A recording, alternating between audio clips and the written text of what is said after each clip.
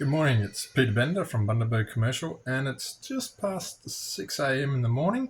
And I thought we'd go through a series on what actually is a normal day for a commercial realtor.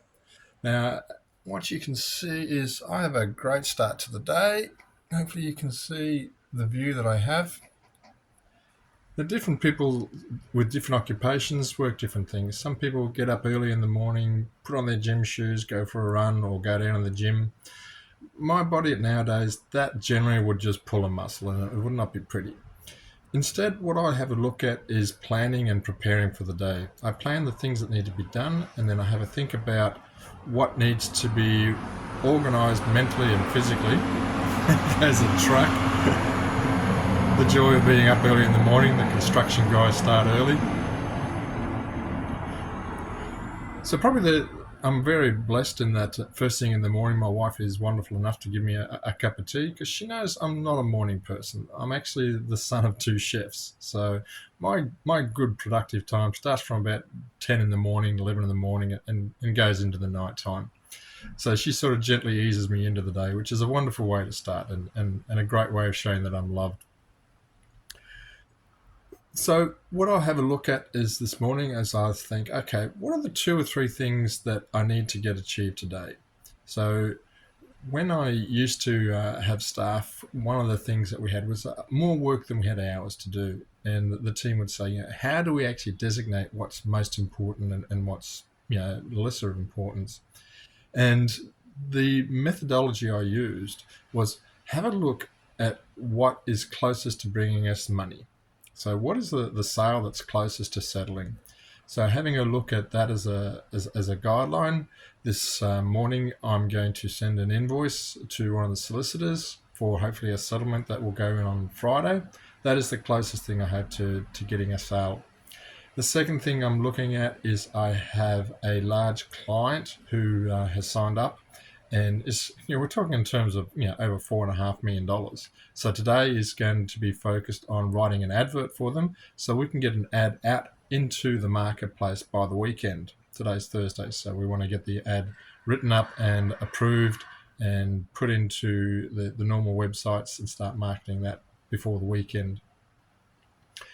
And probably the third thing I want to have a look at is I've got another client who has listed with me, and we had a drop-in phone call, basically. Someone who is looking at another one of my properties and that didn't suit them, but I had something else that would tick their boxes, and I rang the owner, said, look, I've got someone who's interested in making an offer on the property. They had a look at the property. So that'll be the third area that I'm going to work on, get the paperwork organised, get them to the stage where they're actually submitting an offer. So now that we've done the plan, how do we actually prepare for the day? As I mentioned, I'm not one to jump on the bandwagon and go for runs and that. And other people you may find are more sedate. They'll have a look at meditation. They may do some yoga, some stretches. I actually spend my time in the mornings with God, and I will read my Bible. Today it's going to be a chapter in Proverbs. I love Proverbs. It's probably one of the most favorite books that I have. Proverbs is a book in the Bible which was written principally by King Solomon, and it's just full of wisdom. And one of the items in today's reading was, consider the ways of an ant. He doesn't have an overseer or a boss, yet he collects food and stores in the winter and harvests in the summertime. So how does that apply to business? Now, it's really important for business people because we don't generally have a boss. So you need to be self-motivated. And just like the ant that doesn't have a boss, we need to make sure that we keep focused and keep proactive. Being proactive is the main message. Now, yesterday afternoon, late in the afternoon, there was probably a half-hour period. I could have gone out and wasted time, but what I did instead was have a look at, okay, how can I spend this half hour to get more inquiries in? So it's all about being proactive. Now, I'm not going to sit here and spend the next couple of hours sharing with you and going through the Bible, but I also have, what you may see here is a commentary.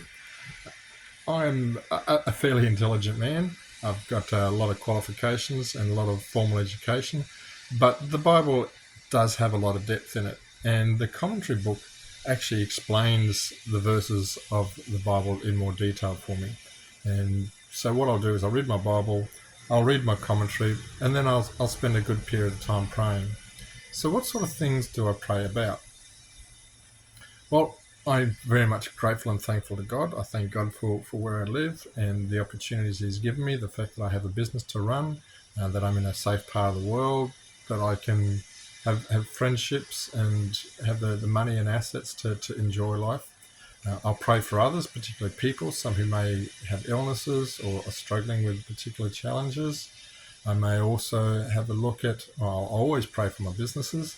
Usually there's a couple of clients in particular. Maybe it's for contracts, maybe it's to help people understand things. Yesterday I had a collapse, so I'll pray for a collapsed contract. So I'll pray for the buyers and the sellers that they can continue on and go forward without having too much lingering of ill will and ill feeling, because that's not how you want to be running relationships and businesses. And then I'll sort of have a round off the prayer by, just asking God for guidance and, letting Him guide me in my life and work out what I need to do for today. After that, I'll go have a shower. No, you're not going to see that either, because we're not that sort of type of video. And then I'll do some back stretches. The joy of being tall is when I was young, I grew up quite quickly, and my back never quite grew at the same pace, so it was always a bit of a weakness for me. And I remember when I was playing basketball, I went to jump up to get a ball, and my opponent had stood on my feet. So it was very much the weight of my body went up, but my body didn't follow, and that pretty well buggered the bottom of my back utterly and totally. So ever since then, it's been a weak point. So most mornings, if things are going according to plan, I will actually do some back stretches and have some breakfast. And yeah, I'll catch up with you after breakfast. Take care and God bless.